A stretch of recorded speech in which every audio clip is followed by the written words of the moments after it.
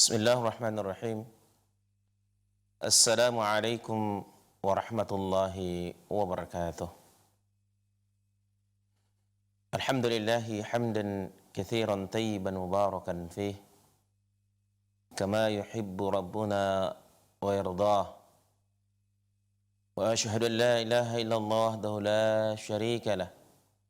Wa ashhadu anna Muhammadan abduhu wa rasuluhu sallallahu alaihi wasallam. قال الله تبارك وتعالى في كتابه الكريم يا أيها الذين آمنوا اتقوا الله حق تقاته ولا تموتن إلا وأنتم مسلمون وقال يا أيها الناس اتقوا ربكم الذي خلقكم من نفس واحدة وخلق منها زوجها وبث منهما رجالا كثيرا ونساء واتقوا الله الذي تساءلون به والأرحام إن الله كان عليكم رقيبا وقال سبحانه يا أيها الذين آمنوا اتقوا الله وقولوا قولا سديدا يصلح لكم أعمالكم ويغفر لكم ذنوبكم ومن يطع الله ورسوله فقد فاز فوزا عظيما أما بعد فإن أصدق الحديث كتاب الله وخير الهدى هدى النبي صلى الله عليه وسلم وشر الأمور محدثاتها وكل محدثة بدعة وكل بدعة ضلالة وكل ضلالة في النار. Kaum muslimin, ikhwani wa akhwati pemirsa rahimakumullah. Marilah kita senantiasa memanjatkan puji dan syukur kehadirat Allah Subhanahu wa taala yang sampai saat ini senantiasa menganugerahkan kita nikmat dan karunia yang begitu banyak. Allah masih berikan kita kesehatan, Allah masih berikan kita umur, Allah masih berikan kita kelapangan dan berbagai nikmat dan karunia yang begitu banyak yang lainnya. Salawat beriring salam, Allahumma salli ala Muhammad wa ala ali Muhammad. Kita mohonkan agar Allah sampaikan untuk junjungan kita Nabi Muhammad SAW, untuk keluarganya dan para sahabatnya serta umatnya yang mengikuti sunnah beliau dengan baik sampai akhir zaman. Mudah-mudahan kelak di yaumil mahsyar, di hari pembalasan, kita mendapatkan syafaat dari Nabi kita yang mulia sallallahu alaihi wasallam dengan izin Allah Subhanahu wa taala. Amin ya rabbal alamin. Kaum muslimin, pemirsa rahimakumullah. Kita kembali kepada pelajaran kita. Namun sebelum kita lanjutkan, ada hal yang ingin kita luruskan dari apa yang kita dapati di tengah-tengah kaum muslimin, yaitu adanya keyakinan sebahagian saudara-saudara kita dari kaum muslimin bahwa istikharah itu dikhususkan untuk mencari jodoh. Keyakinan ini tentunya keliru, tidak berdasarkan hujjah, tidak berdasarkan riwayat-riwayat yang sahih, yang sah datang dari Nabi sallallahu alaihi wasallam. Para ulama ahli sunnah wal jamaah dari para muhaddithin telah menjelaskan kepada kita bahwa tidak ada satupun riwayat yang sahih tentang pengkhususan. Ini pengkhususan loh. Istikharah itu digunakan untuk cari jodoh saja. Apalagi diiringi dengan ritual-ritual yang lain. Kita dapati beberapa kasus di lapangan atau di masyarakat kita, keyakinan mereka bahwa istikharah itu hanya untuk cari jodoh saja dan harus dilakukan dengan mengikuti ritual ibadah yang lainnya. Artinya dia tidak lepas hanya untuk satu istikharah saja. Di mana sebagian kaum muslimin sebelum melakukan istikharah mereka puasa. Dan sering mereka katakan dengan puasa mutih.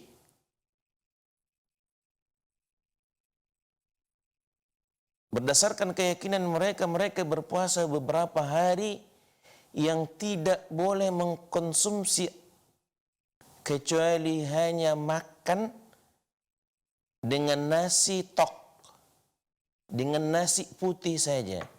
Tidak boleh ada lauk pauknya, tidak ada boleh sayurnya, tidak ada sambalnya. Begitu juga hanya dengan mengkonsumsi air putih saja. Nggak boleh minum kopi, nggak boleh minum teh, nggak boleh minum susu. Yang jelas hanya nasi putih tok dan air putih tok. Dan mereka lakukan beberapa hari sebelum istikharah. Cara-cara seperti ini tentunya menyelisihi tuntunan dari Nabi kita yang mulia sallallahu alaihi wasallam. Dan pengkhususan istikharah untuk mencari jodoh, seluruh riwayat-riwayat yang sampai kepada kita semuanya tidak ada yang sahih. Sedangkan riwayat yang sahih lafadznya seperti yang sudah kita sampaikan dari penjelasan para ulama kita bahwa umum lafadznya artinya pada perkara-perkara yang tidak ditentukan hanya untuk cari jodoh. Kita lihat saja contoh riwayat atau salah satu riwayat yang sahih yang sampai kepada kita, sabda Nabi sallallahu alaihi wasallam, "Idza hamma ahadukum bil amri." Ini lafadznya. Apabila salah seorang di antara kalian, di antara kamu bermaksud atau berkeinginan untuk melakukan suatu perkara, bukan hanya cari jodoh, suatu perkara ini umum. Walaupun seperti yang sudah kita jelaskan sebelumnya, maknanya memang umum, tapi lafadznya khusus untuk perkara yang mubah. Tapi urusannya, perkaranya itu betul berlaku umum. Tidak hanya khusus untuk cari jodoh. Ini yang perlu kita sampaikan. Karena masih banyak kita dapati kaum muslimin melakukan istikharah dengan keyakinan hanya untuk mencari jodoh. Dan tidak salah kalau tanpa ada keyakinan mengkhususkan untuk cari jodoh, naam sahih. Karena riwayatnya datang secara umum. Kata Nabi SAW, "Idza hamma ahadukum bil amri falyarka' rak'ataini min ghairil faridah thumma liyaqul." Apabila salah seorang di antara kalian memiliki tekad, memiliki keinginan hendak melakukan suatu perkara, kata Nabi SAW, maka hendaklah dia salat 2 rakaat. Salat 2 rakaat min ghairil faridah, bukan salat fardu. Artinya bahwa istikharah itu tidak boleh disandarkan atau dibarengkan dengan salat fardu. Adapun selain salat fardu boleh. Misalkan dia salat rawatib, setelah itu dia diniatkannya sekalian untuk istikharah, maka setelah dia selesai salat, dia baca doa istikharahnya boleh. Adapun dengan salat fardu tidak boleh. Karena kata Nabi SAW, min ghairil faridah. Thumma liyaqul, kemudian kata Nabi SAW, hendaklah yang membaca doa istikharah. Ini lafaz yang sahih. Ini riwayat yang sah yang sampai kepada kita sampai hari ini. Dan ini yang dijelaskan oleh para ulama kita, sehingga harus diyakini oleh setiap muslim, setiap mukmin, tidak adanya pengkhususan istikharah itu hanya cari jodoh. Satu. Yang kedua, tidak ada riwayat yang menjelaskan nukilan yang sampai kepada kita yang sahih sampai hari ini bahwa ada ritual, ya seperti yang kita jelaskan tadi, harus puasa mutih dulu baru istikharah. Ini enggak ada. Yang ada ya udah kata Nabi SAW, falyarka' rak'ataini, maka hendaklah ia salat 2 rakaat. Salat bukan dengan puasa, apalagi ritual-ritual lainnya, zikir-zikir tertentu sebelum istikharah. Dan ini masih banyak dilakukan oleh kaum muslimin. Masih banyak dilakukan oleh saudara-saudara kita. Dan mereka mendapati tuntunan-tuntunan seperti ini. Kalau kita lihat, kalau kita telusuri kenapa mereka melakukan ini, berdasarkan riwayat-riwayat yang dhaif yang terdapat di kitab-kitab mereka atau di kitab-kitab mujarrabat. Memang kita dapati tuntunan-tuntunan seperti ini, tapi tidak datangnya dari Nabi kita yang mulia sallallahu alaihi wasallam. Ini yang perlu kita luruskan, sehingga melakukan istikharah itu tidak ada pengkhususan, apalagi dibarengi dengan ritual-ritual tertentu. Puasa mutih dalam Islam ada, yaitu puasa Ayyamul Bid. Ayyam al-Bid. Tanggal 13, 14, 15 setiap bulannya pada tanggal Hijriahnya, bukan pada tanggal Masehi. Nah, ini sebagai tambahan sebelum kita masuki ke lanjutan pelajaran kita. Kita kembali kepada pelajaran kita terakhir atau pertemuan terakhir, kita sudah sampaikan adab yang ketiga dalam istikharah, dan ini belum selesai kita jelaskan. Syekh Abdul Aziz menyebutkan dalam kitab beliau, kitab yang ada di depan kita, Mawsu'ah Al-Adabil Islamiyah, kata beliau, sebelum melakukan istikharah hendaknya seseorang itu mengosongkan hatinya dari bertekad terhadap keinginan tertentu. Artinya ketika kita hendak melaksanakan istikharah, misalkan kita mau salatnya istikharah itu atau doanya, kosongkan dulu dari keinginan, kecondongan, keinginan terhadap suatu perkara, dari pilihan-pilihan yang akan kita pilih. Misalkan kalau ada pilihan A, pilihan B, pilihan C, maka sebelum kita istikharah semuanya kita kosongkan. Tidak ada yang kita tanamkan, tidak ada kecondongan hati kita pada salah satu dari pilihan-pilihan yang ada. Kalau kita tanamkan adanya kecondongan dan sudah ada di hati kita tertentu, maka ini sama saja sia-sia kita istikharah. Bukan istikharah namanya. Maka hendaklah sekali lagi sebelum istikharah itu hati kita kosongkan dari semua pilihan-pilihan yang ada. Kecuali istikharahnya seperti yang kita jelaskan dari yang sebelumnya, dari kebiasaan para ulama kita ketika mereka misal hendak menyusun suatu kitab, mereka istikharah bukan untuk milih tapi untuk meminta bimbingan dari Allah Subhanahu wa taala untuk kemaslahatan atau keberkahan dari kitab yang akan mereka karang atau mereka susun. Maka ini enggak apa-apa. Adapun bila istikharah ini kita gunakan untuk menentukan satu pilihan dari pilihan-pilihan yang ada, maka hendaknya kita kosongkan hati kita dari semua pilihan yang ada.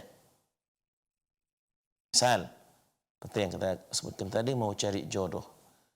Dia punya misalkan ada akhwat 4 orang yang secara kriteria syar'i, secara kriteria agama oke, cocok. Dan secara kriteria pribadi, misalkan dari fisiknya, dari adab, dari kepribadiannya, dari karakternya, semuanya sudah cocok dari misalkan 4 orang. Maka sebelum orang itu melakukan istikharah keempat-empatnya, jangan ada yang ditanamkan di hatinya.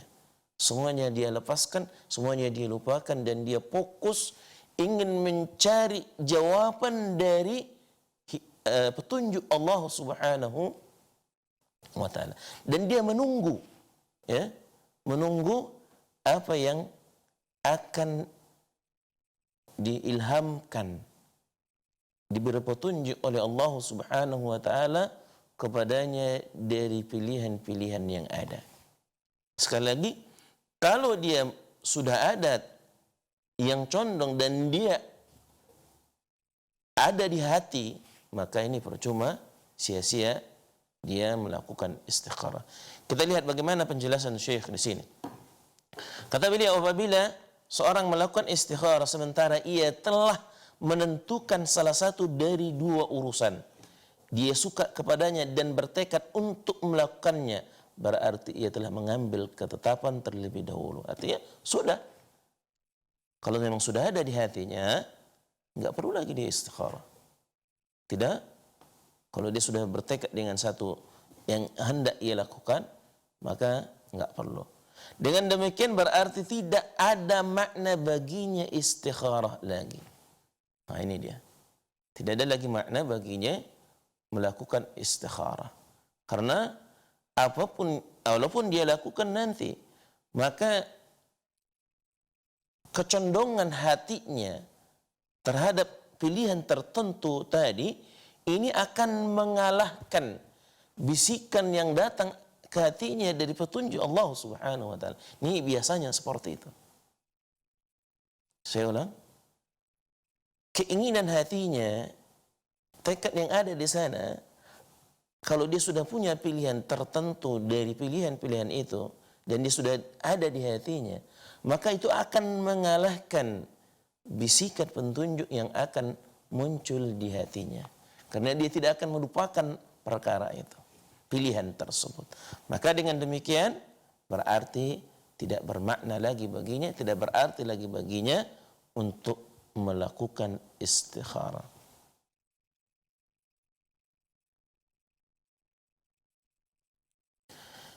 Dan istikharah itu dilakukan untuk melepaskan pilihan dari hati kita. Artinya, kita ingin, atau seorang yang istikharah menginginkan bahwa yang menentukan dari pilihan-pilihan yang ada bukan lagi dia, tapi menunggu petunjuk dari Allah, dari permohonan dia kepada Rabbnya, dari mempasrahkan, dia serahkan sepenuhnya secara mutlak kepada Allah Subhanahu wa taala. Sehingga mana yang terbaik menurut Allah untuk dia, maka itulah yang Allah akan tetapkan, ini yang diinginkan. Kemudian dia mengharapkan juga bahwa dari hasil istikharah yang ia lakukan itu akan mendatangkan keberkahan dari Allah Subhanahu wa taala. Dan juga tentunya seorang yang istikharah karena dia sudah kosongkan hatinya dan dia juga meminta kepada Allah Subhanahu wa taala agar diberikan keridhaan di hatinya terhadap pilihan yang Allah tetapkan. Artinya begini, ketika dia telah mendapati jawaban dari istikharahnya, dari pilihan-pilihan yang ada, maka dia harus ridha. Harus itu yang ia lakukan. Dan tanpa adanya keraguan. Oh kok ini ya? Nah ini enggak benar. Misalkan dia sudah istikharah, dan betul di awal dia sebelum melakukan istikharah sudah dia kosongkan hatinya, tanpa ada pilihan yang ada di dalam hatinya, dari pilihan-pilihan yang ada dan dia serahkan kepada Allah. Kemudian dia dapati jawaban, tapi jawaban yang dia dapati itu kurang serak di hatinya. Nah ini enggak boleh. Tidak benar seperti ini. Mestinya kalau seorang sudah mengosongkan hatinya dari pilihan-pilihan yang ada sebelum dia istikharah, maka apapun yang dia peroleh hasil dari istikharahnya, dia harus tenangkan, harus bulatkan tekadnya hatinya bahwa itulah yang terbaik menurut Allah. Ini istikharah yang dilakukan oleh seorang hamba, dan ini yang harus dilakukan sebelum kita melakukan istikharah. Ini adab yang ketiga. Kemudian kita lanjutkan adab yang keempat. Kata Syekh, menampakkan rasa butuh kepada Allah Ta'ala dan menampakkan rasa hajat, bahwa seorang hamba yang istikharah ini betul-betul dia datang di hadapan Allah mencari atau datang untuk mendapatkan hajatnya, memohon hajatnya kepada Allah Subhanahu wa taala, bahwa apa yang ia cari dari istikharah itu betul-betul dia butuhkan, Allah yang akan menetapkan untuk dirinya. Bukan sekedar istikharah dulu tapi tidak merasa butuh dengan istikharah itu. Tidak merasa butuh dengan ketetapan Allah dalam menentukan pilihannya. Sehingga hasilnya pun tidak akan sesuai yang diinginkan oleh syar'i. Dia istikharah ya sekedar karena ini dianjurkan, disyariatkan, dia lakukan, tapi tidak ada perasaan butuh di hadapan Allah Subhanahu wa taala dari mendapatkan pilihan dari pilihan-pilihan yang ada. Kata Syekh, seorang yang istikharah menampakkan rasa butuh dan hajatnya kepada Allah merupakan realisasi dari hakikat ubudiyah, peribadatannya kepada Allah, kepada Rabbnya. Artinya, ketika kita datang meminta pilihan istikharah kepada Allah Subhanahu wa taala, ini kita lakukan atas dasar penghambaan.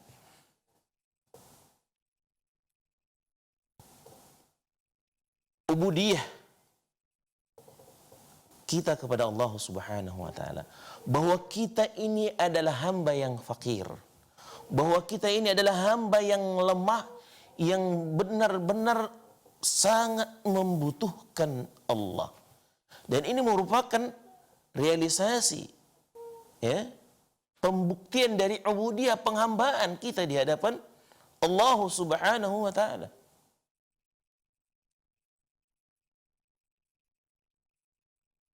Maka kalau kita lihat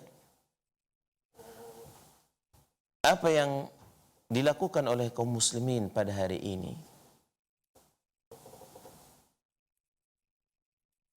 sangat sedikit sekali dan sangat jarang dari kaum muslimin yang melakukan istikharah ketika mereka memiliki atau dihadapkan dengan pilihan-pilihan.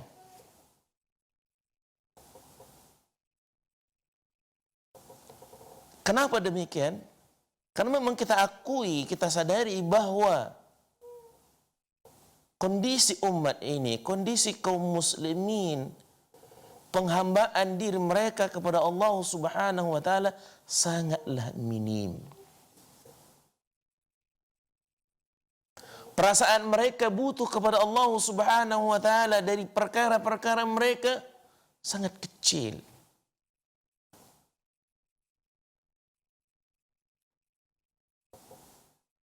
Pebisnis misal, ketika dia ingin menjalankan bisnisnya, bukan datang mengadu kepada Allah Subhanahu wa taala, bukan datang meminta kepada Allah pertolongannya, bukan datang meminta kepada Allah keberkahannya, bukan datang meminta kepada Allah akan kemudahannya.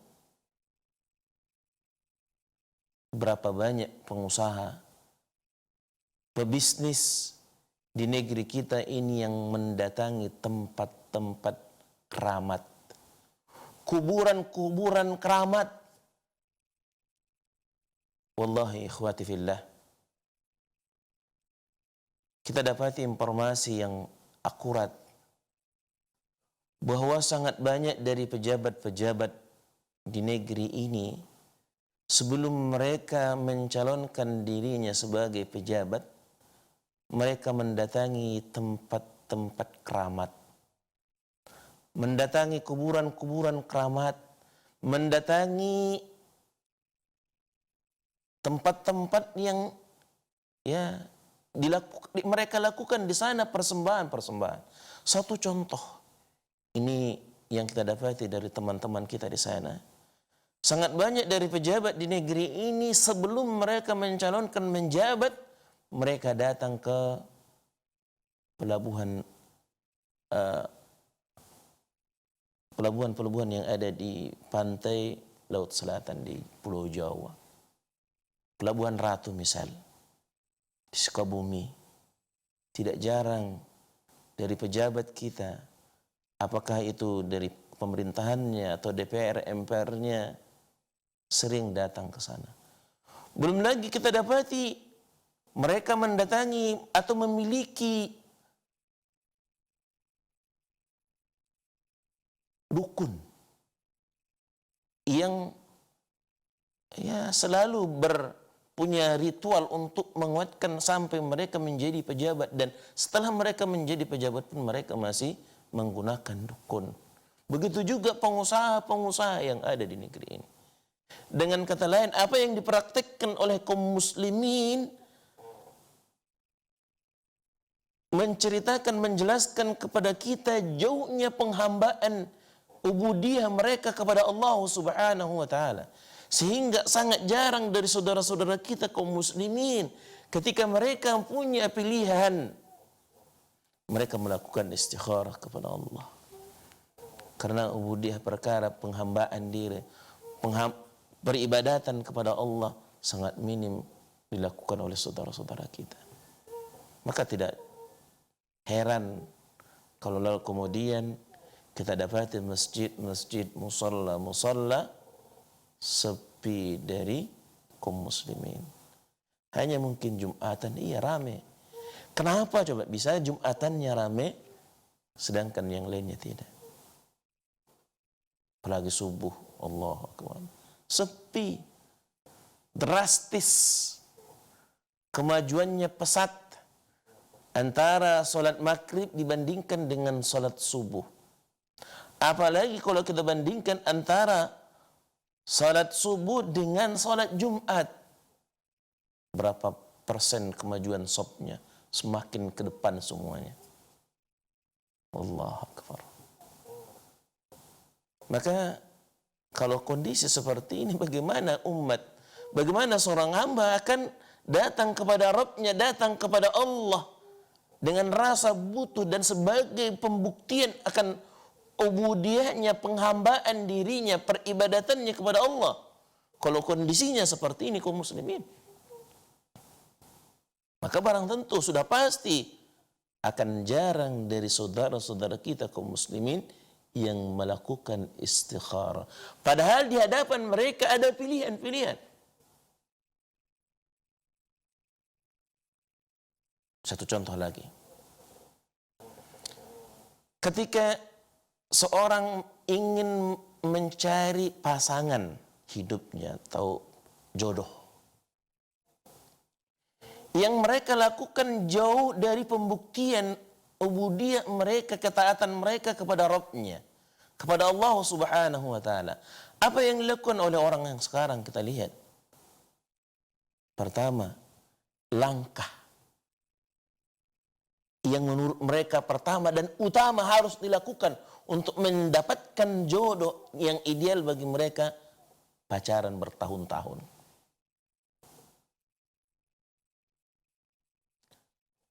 Dan saat mereka pacaran tidak dengan hanya satu orang wanita saja, misalkan seorang laki-laki. Sehingga tidak jarang kita dengar bahkan menjadi kasus kriminal, tawuran terjadi gara-gara rebutan pacar. Kenapa? Si fulan memacari seorang wanita, rupanya pacarnya ini juga pacaran dengan sepulan yang lain. Dari awal langkah yang mereka tempuh, tidak ada sama sekali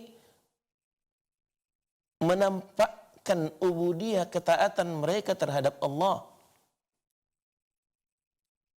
Dan tidak diragukan bahwa pacaran hukumnya dalam Islam haram.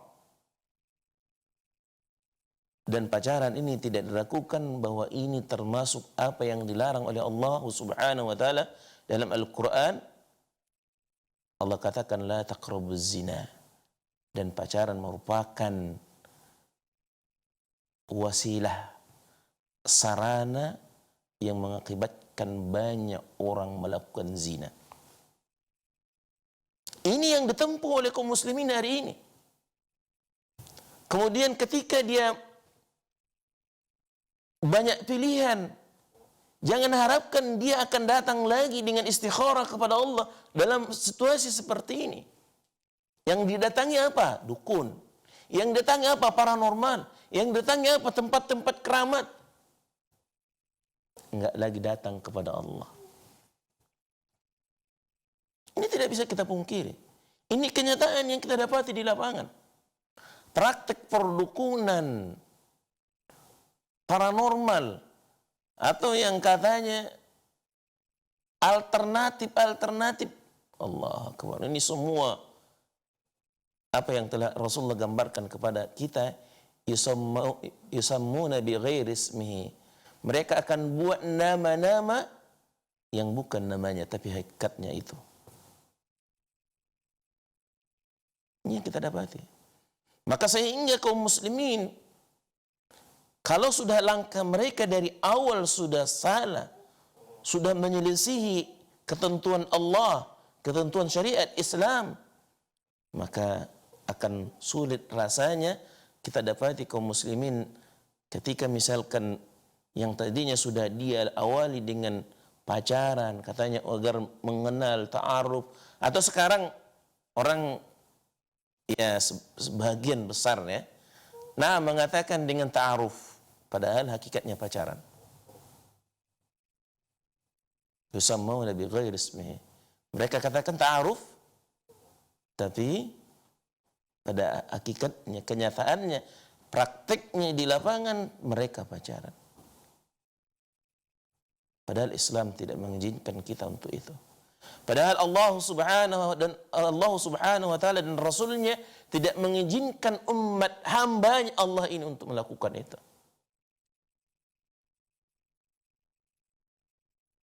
Sehingga apa yang ada? Ketika mereka mendapatkan pasangannya, Masya Allah, bukan keberkahan. Sebulan, 2 bulan, bahkan hitungan hari ada orang yang sudah bertahun-tahun pacaran, hitungan hari, hitungan bulan, dan hanya berapa tahun cerai, katanya nggak cocok lagi. Allah Akbar.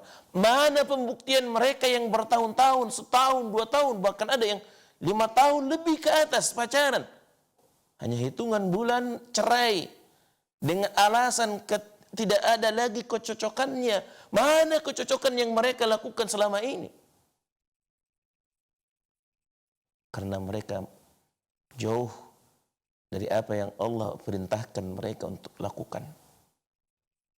Islam semuanya punya cara. Cari jodoh ada caranya. Kriterianya semua sudah ditentukan oleh Allah dan Rasulnya. Sudah ditentukan dalam agama kita. Dan dari ketentuan-ketentuan yang ada, sedikit pun tidak ada mengizinkan untuk melakukan pacaran. Kalau sudah dilakukan di langkah awal, mereka berpacaran untuk cari pasangannya, cari jodohnya, maka ketika mereka punya pilihan, maka jangan harap mereka akan datang kepada Allah memohon akan pilihan mana yang lebih cocok kepada mereka. Tapi yang pertama yang akan menjadi tolak ukur kecocokan dengan mereka adalah apa yang sesuai dengan hawa nafsu mereka. Sehingga dalam urusan ini, dalam urusan mencari jodoh, dalam urusan mencari pasangan, mereka tidak akan merasa butuh campur tangan Allah. Allahu Akbar. Sangat jauh memang kaum muslimin pada hari ini dari apa yang kita harapkan.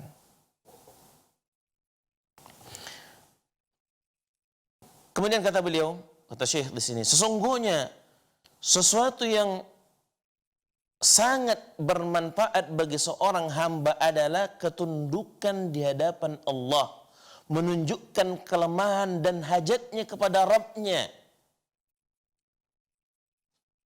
Ini yang harus dilakukan ketika istikharah itu.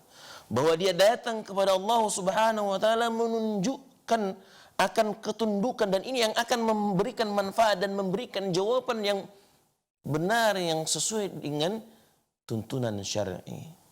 Dia datang kepada Allah Subhanahu wa taala untuk meminta pilihan Allah mana yang terbaik, dan dia datang dengan penuh ketundukan di hadapan Rabb-Nya, menunjukkan akan kelemahan dia dan menunjukkan akan hajat dia, kebutuhan dia kepada Allah.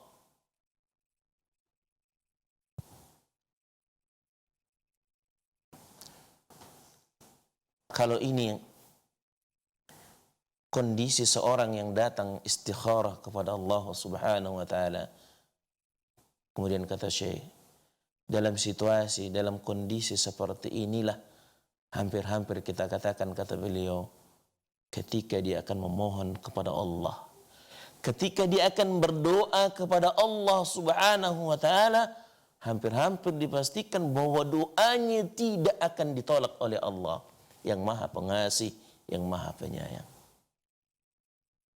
Ketika seorang datang di hadapan Rabb-Nya, menghambakan dirinya, menundukkan dirinya di hadapan Allah, dia datang dengan ketundukan, dan dia datang dengan membawa segudang hajat kepada Rabb-Nya, dan dia hanya menginginkan hajatnya dikabulkan oleh Allah Subhanahu wa taala. Dan dia datang benar-benar merasa butuh, merasa fakir di hadapan Allah Subhanahu wa taala. Maka saat dia meminta kepada Rabb-Nya dalam situasi seperti ini, kata Syekh, hampir-hampir kita katakan doanya tidak akan ditolak oleh Allah. Artinya seperti inilah kondisi kita sebenarnya dalam kita memohon, berdoa kepada Allah Subhanahu wa taala.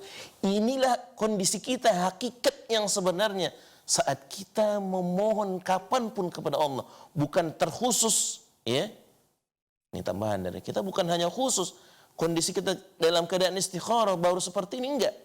Sebenarnya setiap kita mau memohon, mau berdoa, mau bermunajat kepada Rabb, kepada Allah, maka dalam keadaan kita datang kepada Allah dengan penuh ketundukan, kerendahan hati kita, kita fakir, kita merasa butuh kepada Allah Subhanahu wa taala, dan kita tidak menginginkan hajat kita melainkan Allah Subhanahu wa taala yang akan memenuhinya.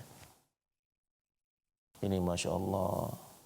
Berdoa ngangkat tangan tinggi-tinggi, bahkan yang dia doakan, yang dia mohonkan, yang ia minta pun nggak paham.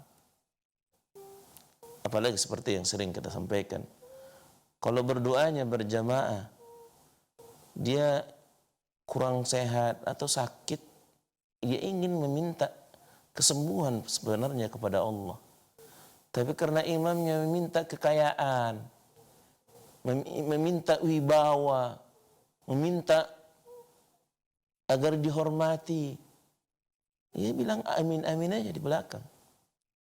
Kapan dia akan hadir datang kepada Allah, akan dikabulkannya hajatnya oleh Allah Subhanahu wa taala, sementara yang ia aminkan, yang ia mohonkan tidak sedikit pun hadir hatinya di hadapan Rabb-Nya, di hadapan Allah. Ini kan yang kita dapati dari teman-teman, dari saudara-saudara kita kaum muslimin pada hari ini. Saat mereka berdoa, hati mereka entah kemana. Saat mereka bermunajat kepada Allah Subhanahu wa taala, pikiran mereka ada pada usahanya, ada pada perkaranya, ada pada ternaknya, ada pada kebunnya, dan lain sebagainya. tidak bersama mereka hati mereka ketika meminta kepada Allah. Dan sekali lagi, situasi atau kondisi seorang hamba dengan apa yang kita jelaskan bukan hanya berlaku saat dia istikharah, tapi berlaku saat dia memohon apapun dari hajatnya. Datanglah kepada Allah Subhanahu wa taala dengan ketundukan dan kehinaan diri kita di hadapan Allah. Jangan mentang-mentang kita punya jabatan, punya kekayaan, punya usaha, oh kita merasa kita punya, kita merasa bisa, kita tidak lagi butuh dengan Allah. Apa yang dilakukan dengan cara seperti ini? Hanya sebatas formalitas. Dia sholat iya, dia doa iya, apalagi orang banyak melihatnya, Masya Allah, sudah cukup bagi mereka. Ikhwani akhwati, rahimani wa rahimakumullah. Tidak selayaknya seorang mengatakan amin. Kabulkanlah ya Allah permohonanku, sementara apa yang ia mohonkan dia tidak sadari. Sementara apa yang ia minta dia tidak tahu. Sementara saat dia meminta bahkan kehadiran hatinya, kesadarannya pun tidak bersama mereka.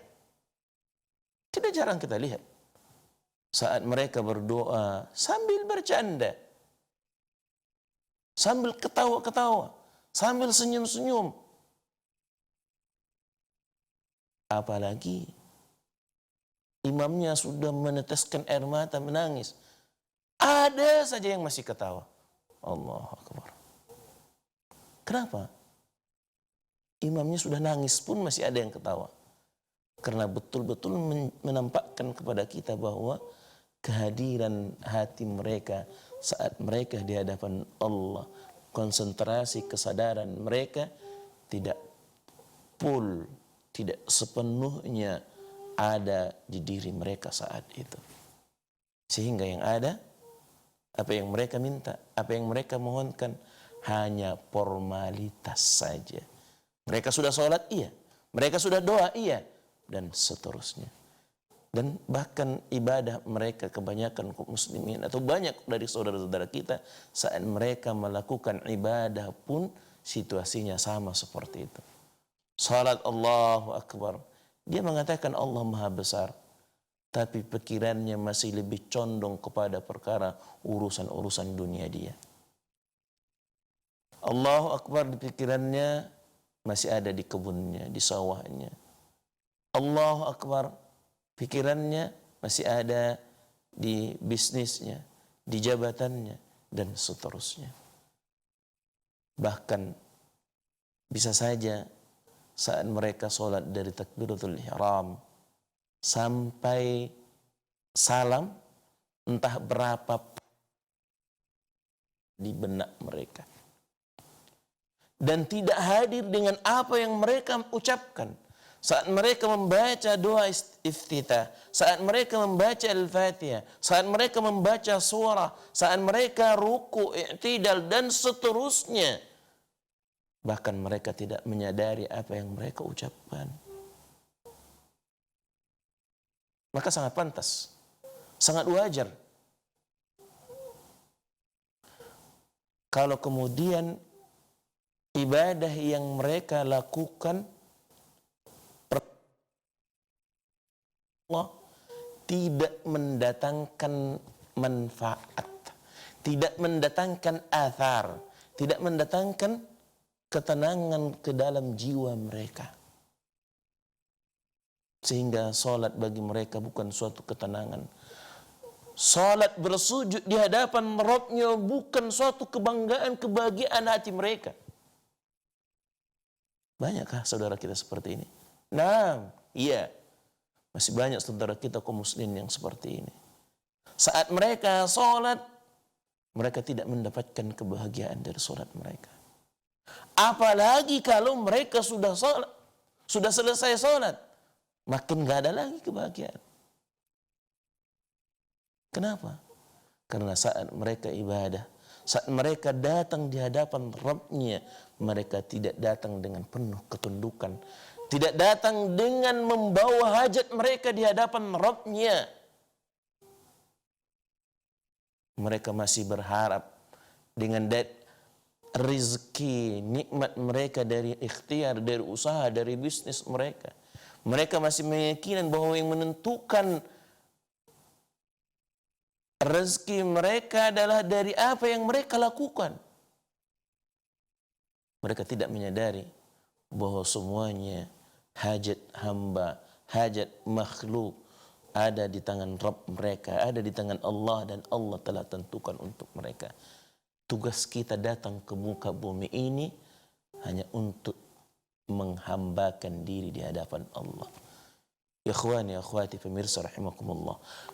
Kalau dengan cara seperti ini kita istikharah, insya Allah apa yang kita inginkan, apa yang diharapkan dari keberkahan, dari kemudahan yang Allah akan berikan, akan kita peroleh. Dan apa yang Allah tetapkan, yakinkanlah, tundukkanlah hatimu bahwa itulah yang terbaik menurut Allah untuk kita. Bukan menurut yang baik menurut hawa nafsu, keinginan hati kita, bukan.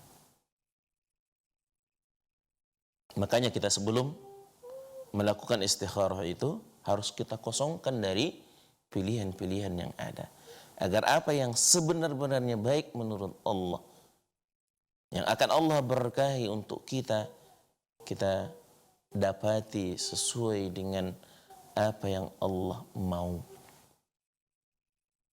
Maka sekali lagi, melakukan cara ubudiyah, peribadatan, penghambaan diri di hadapan Allah Subhanahu wa taala, kita lakukan ini semua pada semua aktivitas amal ibadah yang kita lakukan, bukan hanya berlaku untuk istikharah. Sekali lagi, apa yang dijelaskan oleh Syekh di sini, apa yang kita terangkan, bukan hanya untuk saat istikharah saja, tapi pada semua aktivitas ibadah, penghambaan diri kita, peribadatan kita, amal soleh yang kita lakukan di hadapan Allah Subhanahu wa taala, kita harus datang kepada Allah dengan menundukkan, dengan ketundukan dan menghinakan diri di hadapan Allah Subhanahu wa taala, dan kita benar-benar memiliki hajat dan kebutuhan kepada Allah Subhanahu wa taala. Ini materi yang bisa kita sampaikan pada hari ini. Ada dua ya. Poin yang ketiga menuntaskan penjelasan dari yang sebelumnya ya, yang sudah kita sampaikan. Kemudian yang terakhir yang kita sampaikan hari ini, jadi poin yang keempat dalam adab istikharah. Dan insya Allah pada pertemuan berikutnya masih ada tiga adab lagi yang harus kita selesaikan. Namun kita lihat karena waktu yang sangat terbatas, mungkin ini saja yang kita pelajari pada hari ini. Mudah-mudahan apa yang kita sampaikan bermanfaat bagi kita, dan untuk ini kita datang hadir di muka bumi ini. Apa yang kita jelaskan pada hari ini, kita datang di hadapan di muka bumi ini adalah untuk menghambakan diri kita kepada Allah Subhanahu wa taala. Allah tegaskan dalam Al-Qur'an, dan ini sudah tidak asing lagi di telinga kita. Kata Allah Subhanahu wa taala, "Wa ma khalaqtul jinna wal insa illa liya'budun." Tidaklah aku menciptakan jin dan manusia kecuali supaya mereka beribadah, supaya mereka menghambakan dirinya kepadaku, kata Allah Subhanahu wa taala. Dan untuk ini kehadiran kita di muka bumi ini. Mudah-mudahan kita bisa pahami dan kita bisa amalkan apa yang sudah kita pelajari. Kita tutup dengan doa kafaratul majlis. Subhanakallahumma bihamdika, asyhadu an la ilaha illa anta, astaghfiruka wa atubu ilaik. Wabillahi taufiq wal hidayah. Wassalamualaikum warahmatullahi wabarakatuh.